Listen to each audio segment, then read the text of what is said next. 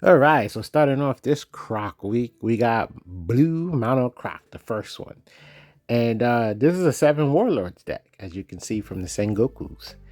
And fun fact, this isn't my build. Yes, I am the deck builder of the channel, but we have players and it's one of the players' build.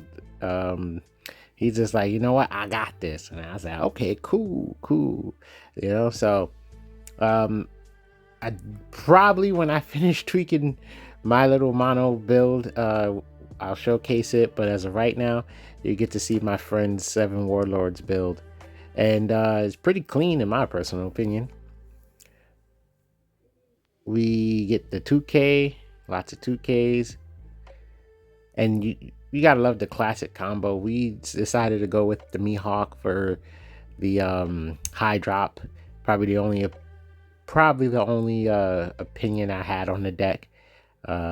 Is something? Am I saying that right? Probably only opinion. Anyway, I think you guys get what I'm trying to say. My input. There you go. Goodness, my only input on the deck was just settling for the Mihawk to be the boss card of the deck, because it's searchable, so you have a better chance of consistency. Even though we all love to see the 10 drop and um, bounce type situations, potential to get 3 cards off the board, but to be honest, I think they overbalanced that 10 drop. I personally feel like if that 10 drop bounced a 4 drop as well as an 8 drop, we'll see a lot more consistency in that 10 drop being played. But I don't know. They geared this game. It's like Blue is stuck in a weird purgatory, right? Blue and maybe insert color that I'm overlooking. It's like even though the overall meta of One Piece is in this more top heavy realm, unless you can be very abusive and spam the board, it's like it's a top heavy realm. So it's like a lot of abilities that hit these low drops don't really help you per se, unless you Sakazuki. But he's gone now. He's gone. Anyway, so look what we got here. We got a Jinbei play. Yeah, we do got a Jinbei play. We at the 7 Dawn mark. That kid is in danger of being bottom decked. I can tell you that right now. Okay, so their leader is 7K, so that's the predicament right here. I like this. So we swing in like this with the pudding because it gives him reason to attack the pudding and not us. Now from here, I'm guessing we're dropping the blocker. Unless you want to be really aggressive. That's the only thing I can think of. The blocker will make a Mihawk play a little bit safer since, we tap out our Dawn with Mihawk. Okay, so we're going to be more aggressive here. And it's not a poor decision because this is Luffy, 3-life leader. Just force them to lose as many cards as possible. Alright, ramping up. What are you at, 9 Dawn? I mean, oh, okay, so we got the 9 Beard hitting the board. And then we got a classic. This is a classic red Luffy combo. Red purple. Classic red Luffy purple combo. 9 Beard with a kid. Goodness. 9K power. And that's it.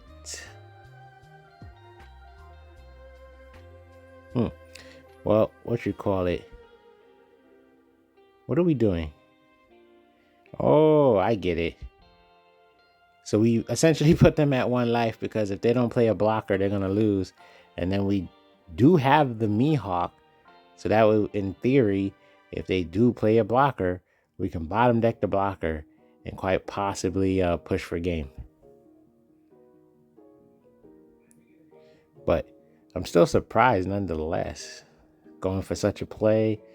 Let's see what happens. Because we already know they're gonna, pump themselves. And do we do 2 2Ks? No, we don't. But we get that. I think that only targets what? A 6? No. It's like 5, whatever. Okay. Well, we just got a body off the board. I can't remember what the trigger targets, but it doesn't matter. That one, most likely taking that.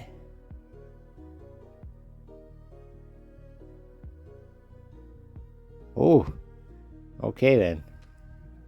Well, lucky for us, we got plenty of counter power. And that's guaranteed game. I ain't gonna lie to you. Yeah, unless they, because even if they sneak a blocker, Luffy isn't pumped, right? Yeah, so there we go. They added more cards to their hand, so that's technically smart to do. And okay, they scooped vanilla ice cream. GG. Oh, okay, and we also had our little God, what is it? Diablo Jambe. We have our version of Diablo Jambe to get past any blockers. There we go. Forgive me for that one. So here we go. A lot of people really trying to push the red purple Luffy. I think he's basically a fan favorite of a lot of people, I want to say, maybe. Okay, that's actually not a bad sequence. We got the bunch of Jinbeis. Ooh, we got a bunch of Jinbeis. And yeah, double summon galore. So that's not a bad sequence at all. And then having the Weevil to let us draw a card helps us dig into that real fast. So yeah, that's not a bad sequence. That's a sequence worth keeping in thy hand. Because that's another thing. Anything that, like, we can block and then double summon and catch the Moria. Like, you get what I'm saying? Now we have a 2K, so you know it's even better than that. Boom, boom. Do we just put one in swing, or we just okay? Well, they only got 1 life, so that's just helping them cycle. So yeah, it's good to not do that. But man, already at 1 life, but all those crazy amount of cards in hand. Okay, I thought they were gonna go for the blocker for a second, but it makes sense. Get rid of the power. 2K out of that.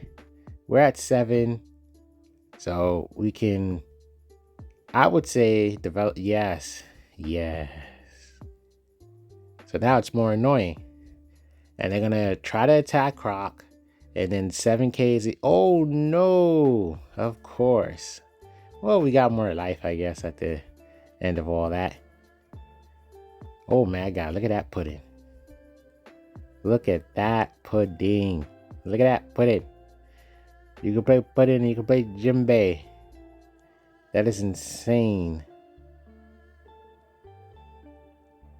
And it doesn't, yeah, there's no benefit to attacking since the leader ability makes them discard 1 card. So it's not like you're going to get them to add a card in their hand. You're just helping them cycle for the most part. So I think it's safe to just play out the pudding now. And then, I don't know, play something else. Okay, so we're going to go for the attack.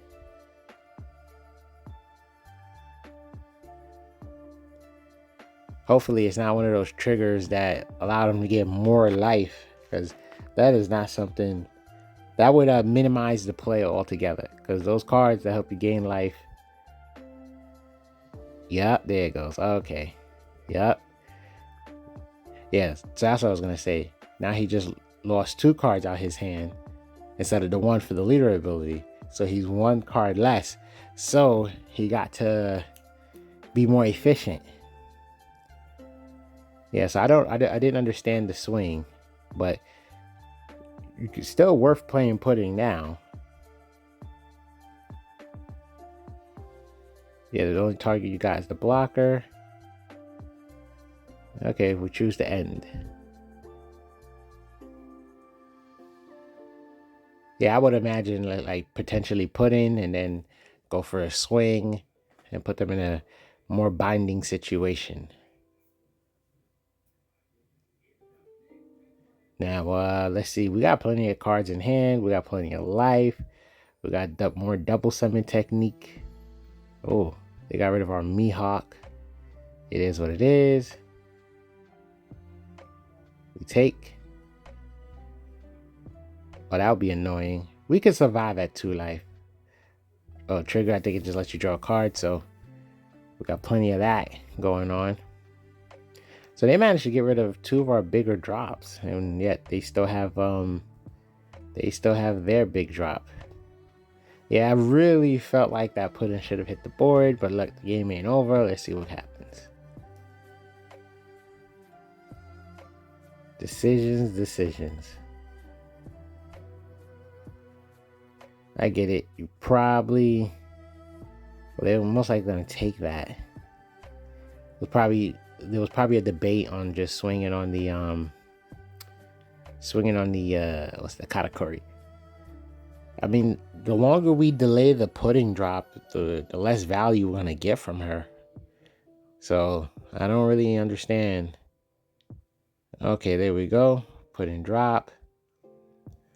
And then we have 2 choices. We can... Oh, we're returning something. Okay then. We just returned the blocker.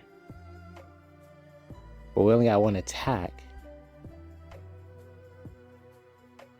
Okay, so I'm not 100% sure the thought process. But like, I guess it's like a hey, why not? Yeah, because he's swinging Jinbei. This will probably force them to counter out, I guess, because they don't want to... Yeah, because, okay. So if they take that last life, they'll be at 0. So yeah, bouncing the blocker stops them. It forces them to lose cards out of hand, so they can avoid playing the game at 0. Okay, cool. I got it.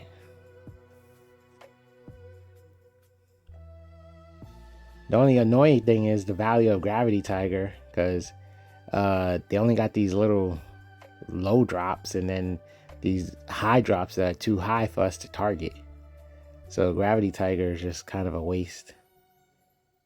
Are we saving that to go for game? Is that what it is? Is that what's about to happen? Okay, because I'm like, that's just a lot of value we got to deal with. Yeah, the Moria. Because the Jinbei is going to keep letting you go wide with the board. Now, if only we had Red Rock, but we don't. So that's the annoying thing that's happening right now. And then we're not at our 10 Don state, so we don't have the most Don to play with. We can be at that next turn. I mean, the only play I see is just the double summon and then just recycle a card. I don't see any other play. And at this point, there's no... Yeah, just attack. I would say it's more beneficial to attack Katakuri than to attack life. We don't have that many characters to swing with, technically. Well, we got 4 attacks altogether, but I don't know how far that's going to get us, is what I'm saying. They got 2 life, leader ability, 3, and then cards in hand. So the best we can do is essentially... Yeah, there we go. Yeah, the best we could do is essentially... Yeah, just it wouldn't be a good idea. Because then the counterattack on our board would be real. Because keep in mind, we got 3 events. It looks like a lot of cards, yes, but we got 3 events in hand. So we could test the waters right now. And see if we can just get that Katakuri off the board. There we go, off the board. And now they've actually put themselves in a very dangerous position. Because they got next to no cards in their hand and 2 life. So in theory, if we start attacking and chip, we might actually be able to get game real soon. Yeah, Yamato can't gain any more life, but still gain some value here. I feel like we're going to have to save that, but do we have enough? I don't think so.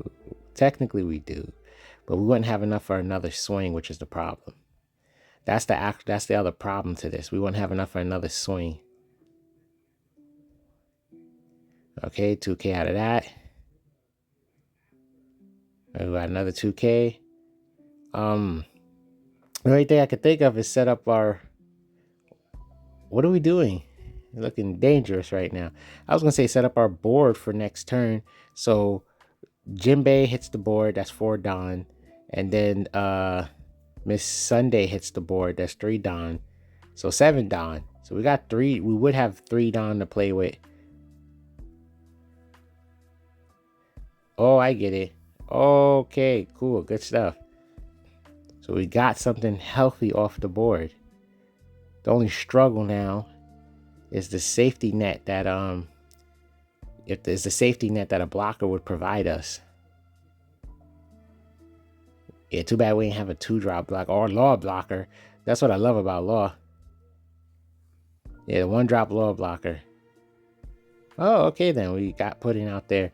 Now, it's like, even though it's probably smarter for him to ignore the pudding, he might not ignore it because he wants to avoid being able to get counterattacked by a lot.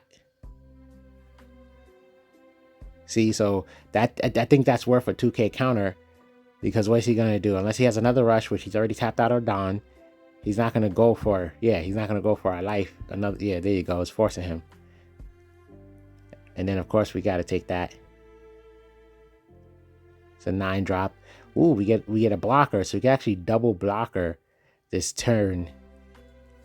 And yeah, they'll be high. If we take a life, the double blocker would actually be too high for another stupid 9-drop play. I mean, it's all risky at the end of the day, but like, it's only because we don't got like a good event. If we had a red rock, oh my god, this match is looking different. But we ain't getting blessed with a red rock. I don't even know if it's in this build. I ain't gonna lie, I'm not too sure if it's in this build. 1, 2, 3, and leader ability. So going for a game is out of the question. Yep, if that Croc was on the board, this whole game, if that 7-drop Croc stayed on the board, this whole game is different. Completely different. 7K is easier to protect than 5K, I can tell you that. Yep, whole game completely different. And then we'll get the luxury of banishing all the life that we attack. So yeah, in my personal opinion, the best play here is just getting your blockers out. And then one of your blockers is going to let you draw. We're going to have Don left over for that. Okay, I respect it. If it triggers leader ability, if he's choosing to take this to trigger leader ability, we could use our remaining Don. Okay, great. We didn't get like no weird double life play. So we could use the remaining Don to force him. See, 7K, that's 2 cards out of your hand, or you're going to be at 0 life. Okay, good. Dang, this is a bit of a nail biter. And we still got the 1. Perfect. And we got a 2K counter, and we don't know. Ooh, well, he's going to give us a life. To be honest, I personally feel like putting the Flampe back in life was the move, because then he would go back to having access to his leader ability. So he's probably realizing that right now, to be honest. Because basically he could have just attacked, and if we blocked, oh well. Like, it's essentially a similar result here. Oh, okay, we didn't block that. I felt like we could have blocked. It don't matter, because we just Don stack and oh, okay. Well, it still doesn't actually matter.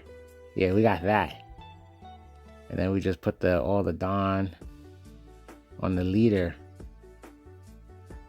And in a technical sense, we could have put the character back in the hand and attack with everybody as well. Yeah, we also technically could have saved our other character with a block and counter out, and then we would have another swing. Well, GG. Hope you guys about to enjoy this Croc week. Please give us a subscribe.